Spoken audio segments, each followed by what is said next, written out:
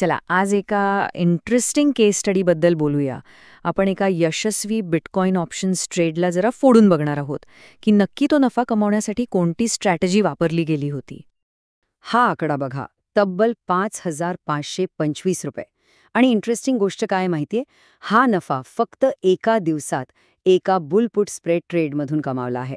म्हणजे लावलेल्या रिस्कवर हा एक जबरदस्त रिटर्न म्हणायला हवा. तर मग हा ट्रेड इतका यशस्वी कसा झाला? चला त्याच्या मुळाशी जाऊया आणि विजयाचं विश्लेषण करूया. तर इथे जी स्ट्रॅटेजी वापरली होती ती होती बुल पुट स्प्रेड. आता ही स्ट्रॅटेजी कधी कामी येते? जेव्हा मार्केट साईडवेज आहे किंवा त्यात थोडीशी तेजी अपेक्षित आहे तेव्हा यातून नफा कमावता येतो. सोप्या भाषेत आपण अशी पैज लावतो की किंमत एका विशिष्ट लेव्हलच्या खाली जाणार नाही. ओके, तर ट्रेड सेटअप कसा होता ते बघा. एक पुट ऑप्शन विकला, तो होता 1,10,000च्या स्ट्राईक प्राईसचा, आणि त्याला प्रोटेक्ट करण्यासाठी एक पुट ऑप्शन खरेदी केला, तो होता 1,09,000च्या स्ट्राईकचा.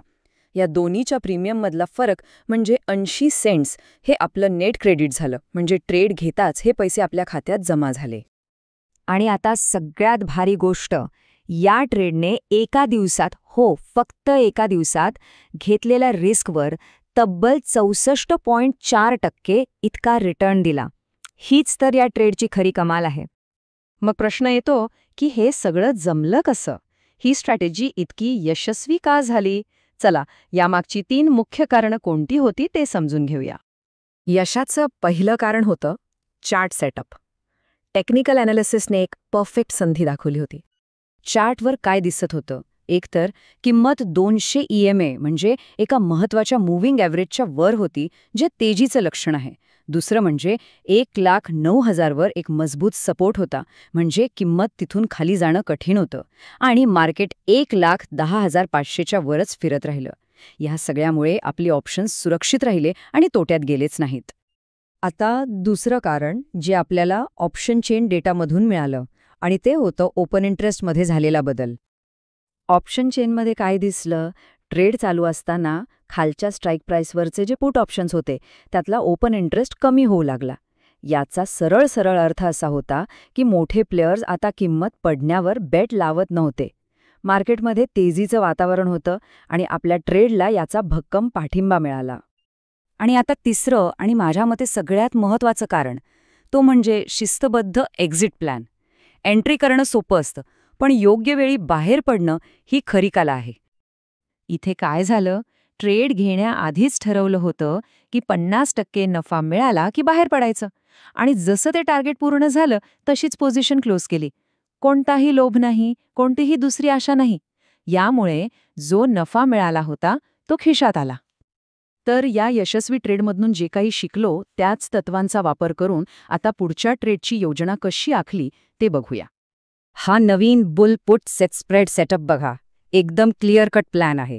पायरी 1, 200 EMAच्या आधारावर तेजीचा कल निश्चित करायचा. पायरी 2, स्ट्राईक प्राईस निवडायच्या, म्हणजे 1,12,000चा पुट विकायचा आणि 1,10,000चा खरेदी करायचा. पायरी 3, एंट्री कधी करायची? जेव्हा किंमत 1,14,000च्या वर स्थिर राहील. आणि सगळ्यात महत्त्वाचं पायरी 4, एक्झिट प्लॅन. 50% नफा झाला की बाहेर, किंवा किंमत 1,10,000च्या खाली गेली तर लॉस बुक करून बाहेर. सगळं काही आधीच ठरलेलं. आणि ह्या नवीन ट्रेडमध्ये रिस्क विरुद्ध रिवॉर्ड कसा आहे? तर मॅक्झिमम प्रॉफिट आहे सुमारे 7,225 रुपये आणि मॅक्झिमम लॉस आहे 7,975 रुपये. म्हणजे आपल्याला माहिती आहे की आपण किती कमावू शकतो आणि किती कमावू शकतो. अर्थात प्रत्येक ट्रेडला 2 बाजू असतात, धोके आणि संधी.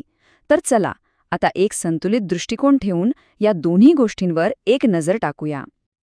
तर धोके कोणते आहेत? इम्प्लाइड व्हॉलेटिलिटी अचानक कमी होऊ शकते, ज्याला IV क्रश म्हणतात, किंवा मग किंमत 1,10,000च्या महत्त्वाच्या सपोर्ट लेवलच्या खाली जाऊ शकते. पण त्याचवेळी संधीसुद्धा आहेत, जसं की बिटकॉइन ETFsमध्ये मोठी गुंतवणूक येऊ शकते, किंवा मग अमेरिकेतून चांगला आर्थिक डेटा येऊ शकतो, ज्यामुळे मार्केटमध्ये तेजी येईल आणि आपला ट्रेड यशस्वी होईल. तर ह्या सगळ्या विश्लेषणातून आपल्याला काय शिकायला मिळतं? काही अशी मूळ ट्रेडिंगची तत्त्व आहेत जी फक्त ह्या ट्रेडसाठीच नाही तर कुठेही कामी येऊ शकतात. तर महत्त्वाचे मुद्दे लक्षात ठेवूया. 1. नेहमी आपला कल निश्चित करा. टेक्निकल इंडिकेटर्स वापरा. 2. ऑप्शन चेनचं विश्लेषण करून मार्केट सेंटिमेंट काय आहे ते तपासा. 3.